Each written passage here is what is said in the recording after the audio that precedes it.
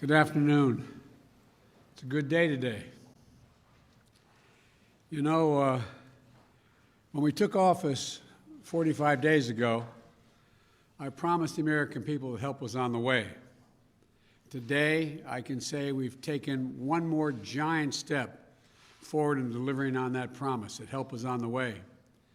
I want to start off by thanking the Vice President, but I want to thank all of the senators who worked so hard to reach a compromise, do the right thing for the American people during this crisis, and voted to pass the American Rescue Plan. It obviously wasn't easy.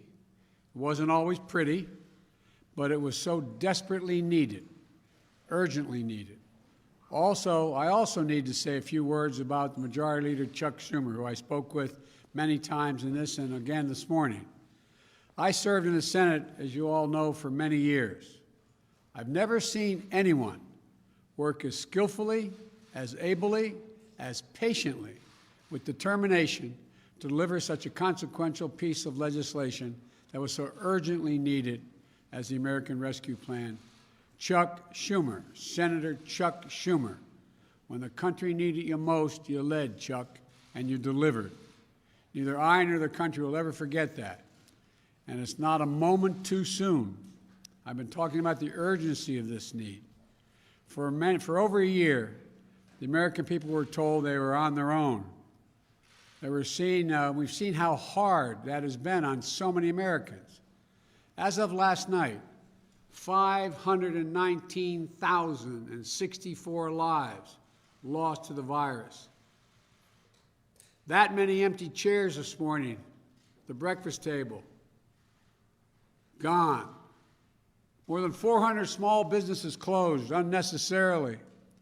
Millions of people out of work through no fault of their own. I want to emphasize that. Through no fault of their own. Food bank lines stretching for miles. Did any of you ever think you'd see that in America? In cities all across this country?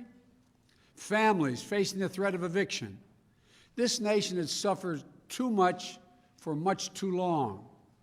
And everything in this package is designed to relieve the suffering and to meet the most urgent needs of the nation and put us in a better position to prevail.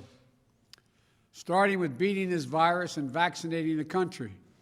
The resources of this plan will be used to expand and speed up manufacturing and distribution of vaccines so we can get every single American vaccinated sooner than later. I believe we'll have enough by the middle of May to vaccinate. It's going to take longer to get in their arms, but that's how much vaccine we'll have.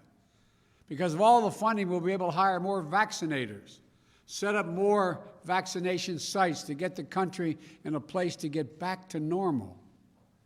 This plan will get checks out the door starting this month to the American people who so desperately need the help. Many of whom are lying in bed at night, staring at the ceiling, wondering, will I lose my job if I haven't already? Will I lose my insurance? Will I lose my home?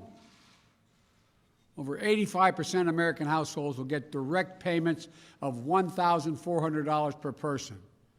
For a typical middle-class family of four, husband and wife working, making $100,000 a year total, with 3 kids, they'll get $5,600. With 2 kids, we'll get $5,600, and it'll be on the way soon. That means the mortgage can get paid. That means the child can stay in community college. That means maintaining the health insurance you have. It's going to make a big difference in so many lives in this country. Unemployment benefits will be extended for 11 million Americans who've lost their jobs, who last night, again, were lying in bed thinking, my Lord, I'm going to lose my unemployment insurance in a week or so. It was about to expire. Schools are going to have the resources they need to open safely. States and local governments that have lost tens of thousands of essential workers will have the resources they need available to them. To those laid-off police officers, firefighters, teachers, and nurses they can rehire. These are essential personnel. Look, the American Rescue Plan lowers health care premiums, food and nutrition assistance. It's hard to believe that 24 million adults and 11 million children, as I speak, in the United States suffer from food insecurity. That means simply they don't have enough food to eat. Did you ever imagine in the United States of America, you'd see lines literally miles long, kids, folks in their automobiles waiting for a box of food to be put in their trunk? I stood in line handing out food. The people coming up never, ever, ever thought they'd be in that position. This helps families who are behind in their rent and their mortgage payments so they aren't thrown out of their homes. Look, the bottom line is this. This plan puts us on a path to beating the virus. This plan gives those families who are struggling the most the help and the breathing room they need to get through this moment. This plan gives small businesses in this country a fighting chance to survive. And one more thing, this plan is historic. Taken all together, this plan is going to make it possible to cut child poverty in half. Let me say it again. It's significant, historic. We'll cut child poverty in half.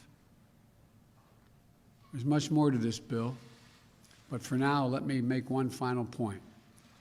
When I was elected, I said we were going to get the government out of the business of battling on Twitter and back in the business of delivering for the American people, of making a difference in their lives, giving everyone a chance, a fighting chance, of showing the American people that their government can work for them. And passing the American Rescue Plan will do that. And you know, it may sound strange, but a lot of senators and congressmen I want to thank, but I really want to thank the American people for making all this possible. You say, well, how did they make it possible? Well, quite frankly, without the overwhelming bipartisan support of the American people, this would not have happened. Your elected officials heard you. Overwhelming public support. Every public opinion poll shows overwhelming support for this plan. And for the last weeks, it's shown that. Every public opinion poll shows that people want this. They believe it's needed, and they believe it's urgent. Now this bill returns to the House of Representatives, which has done a great job from the beginning, where I hope it will find quick passage so it can be sent to my desk to be signed into law. By passing the American Rescue Plan, we'll have heeded the voice of the American people, not ignored their voices. By passing this plan, we would have delivered real, tangible results for the American people and their families. And they'll be able to see and know and feel the change in their own lives. And by passing this plan, we'll have proved that this government, this democracy, can still work. What has to be done? It'll improve people's lives.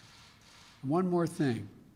The vast majority of economists, left, right, and center, from Wall Street to the private